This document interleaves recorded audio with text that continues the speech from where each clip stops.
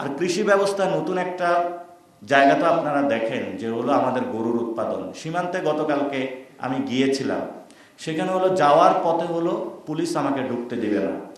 আরে ভাই, আমি তো বাংলাদেশের মধ্যে যেতে চাই। বাংলাদেশের মধ্যে যদি আমি যেতে না পারি, তাহলে এটা বাংলাদেশের যারা সরকার আছে তাদের জন্য একটি লজ্জার একটি বিষয়। তারা ভয় পায় যে সীমান্ত গেলে কোনো উত্তেজনা সৃষ্টি হবে। তো সীমান্তে আমি প্রান্তিক লেভেলে গিয়ে দেখলাম সেই মানুষগুলোর ফুড সেফটি নাই, তাদের যে কৃষি ব্যবস্থা সেটা নিরাপত্তা নেই, এবং বড় যে হত্যাকাণ্ডগুলো হয়ে থাকে সেখানে আপনারা দেখবেন যে কৃষকের জমিতে সে গিয়ে চাষ করতে পারে না, ধান উৎপাদন করতে পারে না, পেঁয়াজ উৎপাদন করতে পারে না। বাংলাদেশের ভূমি সেখানে উৎপাদনের হলো কৃষক বঞ্চিত হচ্ছে। তো গতকালকে একটি ঘটনা দেখে আমরা আশান্বিত হয়েছি।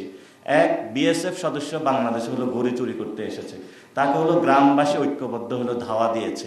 তো সামনেও যদি ভারতীয় এই ধরনের শুভেন্দু অধিকারী থেকে শুরু করে মুদির মতন চোর বাটপার চিটার যারা আছে, তারা যদি বাংলাদেশের মানুষের ক্ষেত্রে কোনো বাংলাদেশের অর্থনৈতিক রাজনীতি এবং সংস্কৃতি যদি চুরি করতে আসে, তাহলে আমরা 18 কোটি মানুষ ঐক্যবদ্ধ হয়ে তাদেরকে দৌড়ানি দিতে হবে, যাতে সাউথ এশিয়া থেকে তাদের হলো নিশ্চিহ্ন হয়, সে ব্যবস্থা এই মানুষগুলো করতে হবে। লাস্ট যে কথাটা বলে শেষ করব, আপনারা অনেকক্ষণ ধৈর্য ধরে আছেন। এটা দক্ষিণ এশিয়া বাংলাদেশ রাষ্ট্র স্বাধীনভাবে টিকে আছে, এটা পৃথিবীর অন্যতম একটা আশ্চর্যের বিষয়।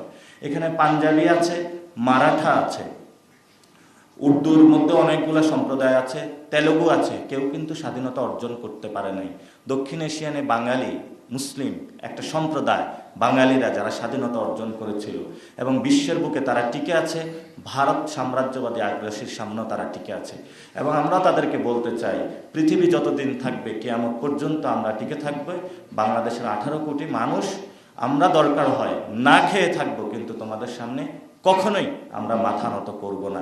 এটা আমরা অতীতেও বলেছিলাম, ভবিষ্যতেও বলবো, এবং আশা করি সরকার বাংলাদেশের এই পালস, মানুষের যে জীবনের যে চাহিদা আকাঙ্ক্ষা, সেটা বুঝেই রাজনীতির দিকে আগাবে, এবং তাদের যে মার্কা হাওড়ের মধ্যে পানির নিচে তলিয়ে গিয়েছে, সে মার্কা তারা উদ্ধার করে কৃষকদেরকে মুক্তি দিবে।